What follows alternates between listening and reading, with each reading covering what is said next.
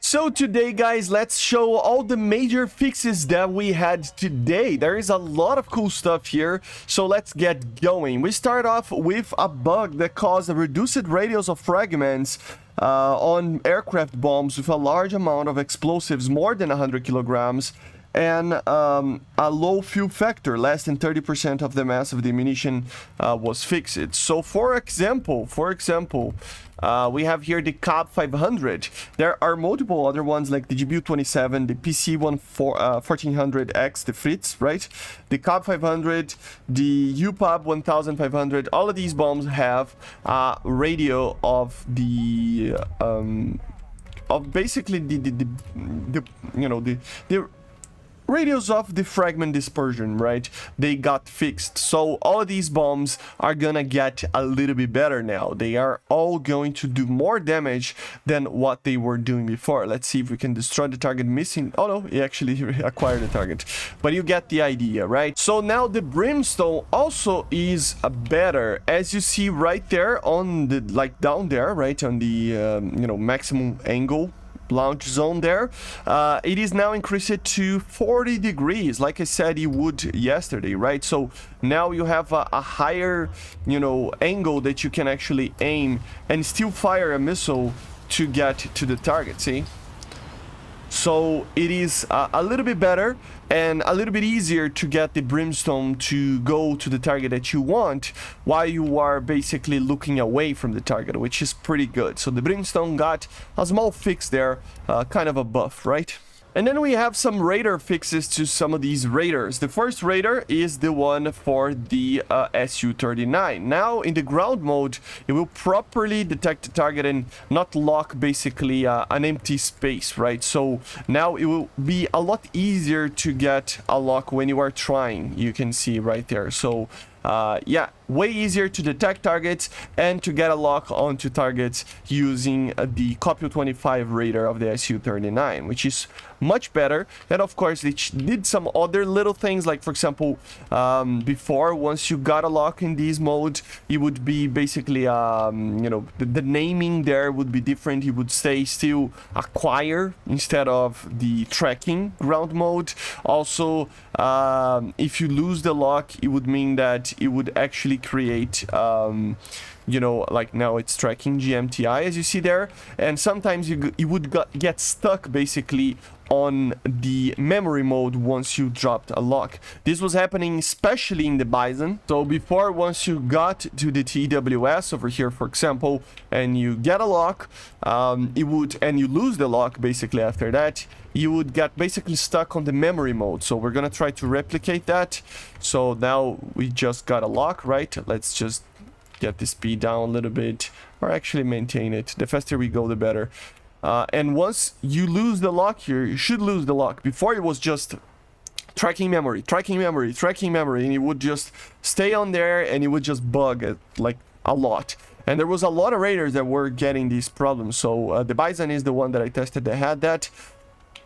Apparently it's not gonna lose the lock because the radar is too good and we are too close, but you get the idea. Basically, the TWS memory bug is now fixed, which is something that a lot of people were asking for it to be fixed. It was a problem that Gaijin knew it was happening, and they were actually trying to fix it for a little bit, I think. A lot of people were actually reporting it, right? So TWS fixed now. Oh, see now? Memory? See, it doesn't get like, you see? It doesn't get stuck on memory. If I return there, it will return to the pull stopper and not just, get stuck in the memory. And then basically, it's kind of funny that you don't get a lock, but the R27, still goes to the target. It's kind of crazy. But now it's fixed, finally. Now the APG65Q shows the amount of data link channels that it has. So 4 in this case. Before it wasn't doing that. Also now the missile appears on the radar screen, as you see there in this radar, the APG65Q, right, which is the one for the AV8B+. So before it wasn't appearing, now it does appear. See, the radar shows where the missile is right there. See, it was something that it wasn't happening before, which is pretty cool. And some of the stuff that we talked about yesterday, for example, now the pod for the imaging system is in the correct pilot over here. So it will be on the camera itself will be in the, you know, the pylon that it needs to be. Zabi said that it's still not 100% fixed, but now it's in the right pylon, right? Another thing that they changed that we talked about yesterday as well is that they changed the resolution of the KH-38MT thermal imaging system. So in the SU-30SM, it was lower than in the SU-34 and in the SU-25SM3, right? So now, as you can see, the quality is from, I think it's a third generation thermal system, which is way better than what it was before. Before it was basically like a second gen. So yeah, more resolution.